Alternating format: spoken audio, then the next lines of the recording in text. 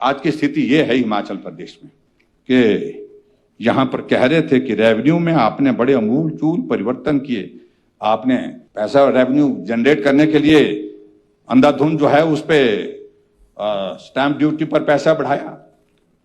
आपकी मंशा revenue generate करने की थी। आज हिमाचल प्रदेश में आपके पटवारी कानून क्यों नाराज बैठे पड़े? वो हड़ताल पर है, उस हड़ताल का इंपैक्ट आप देख रहे हैं। बच्चों ने एग्जाम में जाना है, बच्चों ने किसी परीक्षा, किसी कॉम्पिटिटिव एग्जाम के लिए उनको सर्टिफिकेट चाहिए, लेकिन उनको सर्टिफिकेट नहीं मिल पा रहा, ना कानून मिल पा रहा, ना पटवारी मिल पा रहा है, क्योंकि वहां वो हड़ताल पर चले हुए। आज हिमाचल प्रदेश में इस तरह की स्थिति आखिरकार क्यों आ गई? जो उपलब्धियां अध्यक्ष महोदय आपकी सरकार की है, जिनका आपको जिक्र करना चाहिए तो वो आपने जिक्र नहीं कर दिया, तो मैं ही थोड़ा सा कर देता हूं। अगर सही माने में हिमाचल प्रदेश में वर्तमान कांग्रेस पार्टी की उपलब्धियां हैं, वो उपलब्धि ये है जिसका जिक्र आप नहीं कर पाएंगे, हम ही कर देते हैं। और ये लोगों के दिल दिमाग में बैठी बात है। उपलब्धि के नाम पर आपका ये है कि हिमाचल प्रदेश में आपने 2 साल के कार्यकाल में 2000 से ज्यादा चले हुए खुले हुए बजटेड संस्थान बंद किए। ये आपकी उपलब्धि है।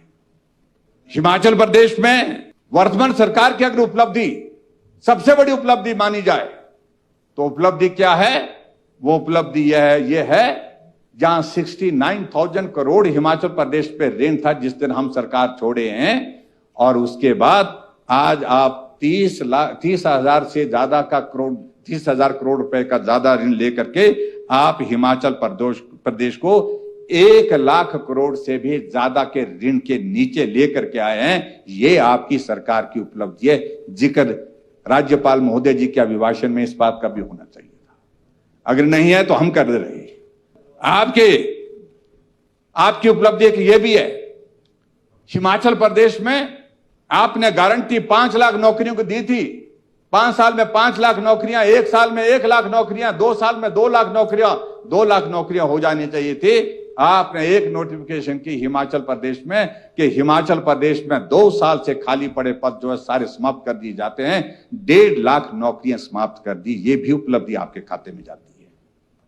ये उपलब्धियां आपने की हैं। आपके खाते में यह भी उपलब्धि है जो 60 साल से ऊपर बुजुर्गों के लिए पेंशन मिलती है, विधवा पेंशन मिलती है, हैंडीकैप पेंशन मिलती है। 6 महीने से हिमाचल प्रदेश में ओल्ड एज पेंशन जो है बंद पड़ी है, नहीं आ रही है खाते में। कल भी रात को बुजुर्ग लोग फोन करके हमको बता रहे थे कि पेंशन नहीं आए, सुखू भाई जी को बोल देना कि पेंशन खाते में नहीं आ रही है, 6 महीने हो गए। ये उपलब्धि आपके खाते में है जो हम आपको बता रहे हैं। और उसके बाद आगे बढ़ करके आपके हिमाचल पर हम आपके कार्यकाल 2 साल के कार्यकाल में जो गरीब लोगों के इलाज के लिए हमने हिमाचल प्रदेश में हिम केयर शुरू की थी, सहारा योजना हमने शुरू की थी, वो सारी की सारी योजनाएं बंद कर दी आपने। स्वास्थ्य के क्षेत्र में हिमाचल आज न्यूनतम स्थान पर चला गया, न्यूनतम स्थान पर चला गया है। और लगभग आयुष्मान भारत की और हिमकेयर की लगभग 450 करोड़ रुपए की पेमेंट आपको अभी देनी बाकी है।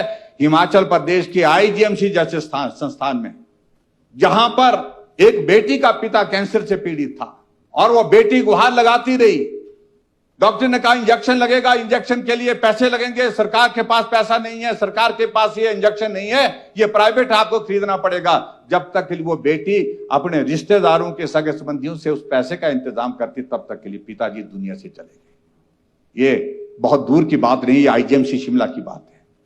इस तरह का अमानवीय दृष्टिकोण वर्तमान सरकार का कहां कहां माफ करेगा? भगवान भी माफ नहीं करेगा, भगवान भी माफ नहीं करेगा। ये आपको बताऊं मैं, ये वर्तमान सरकार की स्थिति है हिमाचल प्रदेश। आज हिमाचल प्रदेश में 10,000 से ज्यादा आउटसोर्स में लगे वो कर्मचारी आपने निकाल दिए, नौकरी से निकाल दिए। और जो बाकी आउटसोर्स पर लगे हुए हैं उनको 6-6 महीने से सैलरी नहीं, साल भर से सैलरी नहीं। आज पेंशन वाले धरना दे रहे। आप कह रहे थे हम तो कर्मचारी हितैषी हैं। जयराम जो कर्मचारी विरोधी है।